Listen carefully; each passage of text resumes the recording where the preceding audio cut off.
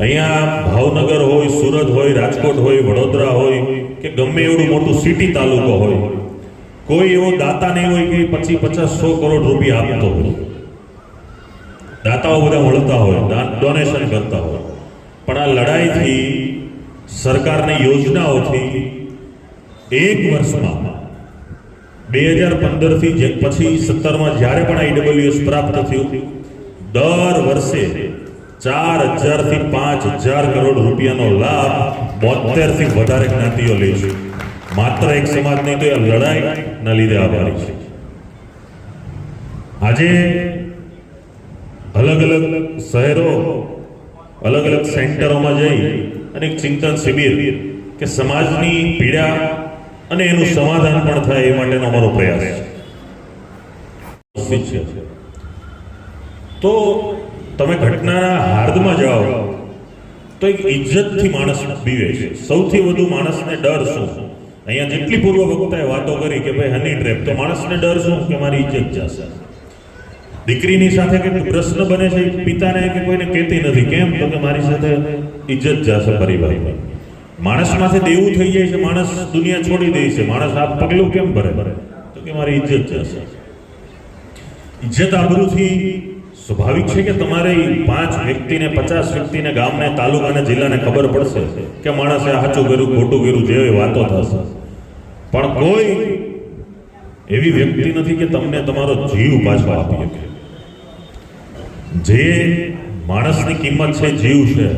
કાલ સવારે ફટાક્યો થઈ ગયો, તમારા આત્માએ છોડી દીધું, માણસની કોઈ કિંમત નથી. માણસ ડરે છે. શા માટે? દીકરીવાળા પ્રશ્નો આજે એટલો સળગે છે, માણસ ડરે છે. તો પહેલા તો આ ડરને આપણે દૂર કરજો.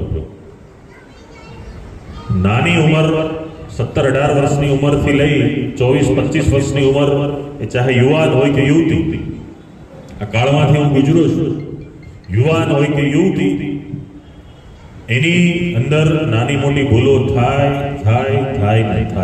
એ સમાજે અને એના કુટુંબે પણ સ્વીકારી લેવી. કેમ કે એ આખી કુદરતી રચના છે. એ ભણતા હોય, ગણતા હોય, એકબીજાનું આકર્ષણ હોય, બની શકે. પણ જ્યારે આપણને ખબર પડે છે ત્યારે આપણે આ બાબત શું કરવું? માતા પિતાએ પહેલા તરીકે રાખવા પડશે. આપણે દીકરા દીકરી છે, આપણને ગુસ્સો આવે, ઘણું બધું થાય કે આવું કેમ કર્યું, હોઈ શકે. પણ પહેલા એની સાથે મિત્રતા આપણે કેળવવી જોઈશે. એના જીવનમાં અન્ય મિત્રો ત્યારે આવે છે કે એનું કુટુંબ એનું મિત્ર નથી, એનો પરિવાર એનો મિત્ર નથી, ને ત્યારે બીજા પાત્રો આપણા ઘરમાં ઘૂસે, દખલગીરી કરે. તો આપણે 5 ભાઈ વચ્ચે સંપ હોય તો કોઈ પંચની જરૂર જ નથી. 5 ભાઈ વચ્ચે ડખો થયો, કંઈક પ્રશ્ન થયો, કંઈક ઉપસ્થિત થયો, એટલે પંચની જરૂર પડે છે. ત્યારે આ પ્રશ્નના બાબતે ગયા અઠવાડિયે કતારગામ આપણી સમાજની વાડી છે ને સેમિનાર યોજાણો, અને એમાં નામ આપ્યું હતું, જેમ આપણે નામ આપ્યું છે પાટીદાર ચિંતન શિબિર, એવી રીતે નામ આપ્યું હતું દીકરી રાખજે જરા સંભાળ.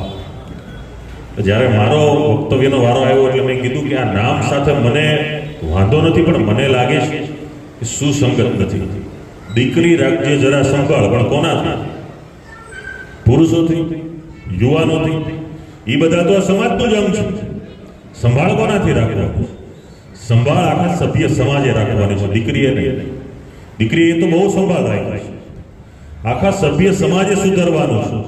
પૂર્વ વક્તાએ વાતો કરી દીકરી ભાગે છે તો ભગાડે છે કોણ? દીકરી ભાગે છે તો ભગાડે છે કોણ? આમાંથી કોઈ ઉપરથી, કોઈ બહારથી નથી આવતી. ભલે અન્ય સમાજનો વ્યક્તિ હોય, પણ છે તો આ વ્યવસ્થાનો જ માણસ. જેટલી દીકરીની જવાબદારી છે એનાથી સૌથી વધુ ને મોટી જવાબદારી કુટુંબ, પરિવાર અને દીકરાઓની છે. અને આ ટ્રેન્ડ 20-25 વર્ષથી જ શરૂ થયો. 20-25 વર્ષ પહેલા આકર્ષણ નહોતું તો કે હતું, લગ્ન નહોતા થતા હતા, પ્રેમ નહોતો થતો, પ્રેમ થતો હતો. તો આ 25 વર્ષમાં જ આ દૂષણ કેમ આવ્યા? ડિજિટલાઇઝેશન જેટલું વધ્યું એનાથી નિકટતા વધી છે. આજે યુવાન યુવતીઓના મારફતે જે પણ ભૂલો થતી હોય છે, આજે માતા પિતાઓ સમક્ષ તમે વાતો કરે યુવાન યુવતી, અને સારું ઘર હોય તો માતા પિતા એને સ્વીકારે છે અને લગ્ન પણ કરાવે છે. પણ યુવાન યુવતી ડરે છે, હું કહીશ ને નહીં, ના પાડશે ને કંઈક પ્રશ્ન આવશે તો.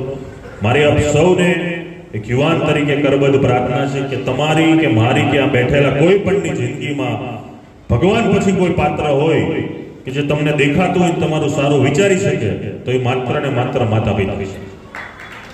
માતા પિતા સિવાય આ દુનિયામાં કોઈ વ્યક્તિ નથી. તમારી પત્ની હોય, તમારા બાળકો હોય, કોઈ પણ પાત્ર હોય, તમારા નજીકના ગમે એટલો મિત્ર હોય, તમારી હારે 24 કલાક રહેતો હોય, પણ તમારા ભવિષ્યને માટે સારું નરસું કોઈ પણ પ્રસંગમાં ખંભે ખંભો મિલાવીને હારે ઊભા રહે, અને સૌથી વધુ જેને પેટ બળતરા થતી હોય તો એ આપણા માતા પિતા છે. એના સિવાય કોઈ એવા પાત્રનું સર્જન મહાત્માએ કે કુદરતે નથી કર્યું કે એ તમારી એટલી બધી ચીજ.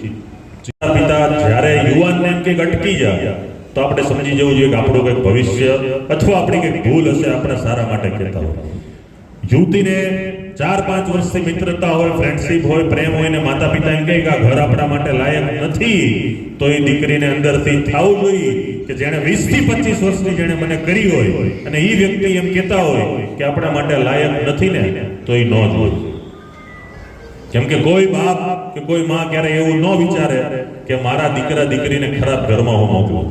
દરેક ઈચ્છતા હોય છે કે સારા ઘરમાં, સારા કુટુંબમાં, સારા પરિવારમાં મારી દીકરી જાય, કે મારા દીકરાને સારું પાત્ર મળે. આખી વ્યવસ્થાનો સર્વનાશ થયો હોય એમાં મને લાગે છે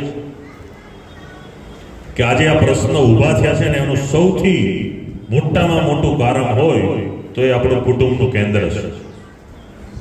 કુટુંબના કેન્દ્રના જે પ્રશ્ન સર્જાણા, જે ખાણીપીણીના પ્રશ્ન સર્જાણા, આપણા જે સંસ્કારોના પ્રશ્ન સર્જાણા, એટલે આ બધી ઉત્પત્તિ થઈ છે. 20-25 વર્ષ પહેલા એ પાટીદાર સમાજ હતો, એના 100 વર્ષ પહેલા એ સમાજ હતો, ને હજારો વર્ષ પહેલા એ સમાજ હતો. પણ આજે જે આ નવા નવા પ્રશ્નો આવે છે, સમાજના લોકો સાથે હળવું મળવું, ફરવું, જીવવું ને બધું કરતા કરતા પ્રશ્નોમાં આવી એટલી બધી આર્થિકતા વધી, આપણને ખૂબ સુખી સંપન્નતા વધી, પણ એટલા સાધ્ય પ્રશ્નોનો પણ આપણે પડકાર છે. દિનેશભાઈ સાથે ચર્ચા થઈ કે લગભગ જે બનાવો છે એનું કેન્દ્ર છે આપણું ઘર. મારી વ્યક્તિગત આપ સૌને વિનંતી છે કે આપણા ઘરમાં 2 સભ્ય હોય, 5 સભ્ય હોય, 10 સભ્ય હોય, જેટલા સભ્યો આપણે એક ઘરમાં રહીએ છીએ, અઠવાડિયામાં ઓછામાં ઓછું એક વખત એક ઘર સભા આપણા ઘરમાં થવું જોઈએ. એક ઘર સભા.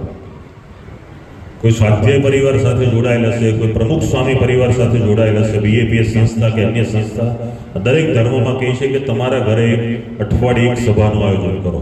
એ ધાર્મિક મનમાંથી કહેતા હોય છે. તમે 1 કલાક ભેગા થાઓ, ઘરે ભગવાનના ભજન કરો, ધૂન કરો, ભગવાનનો થાળ બનાવો.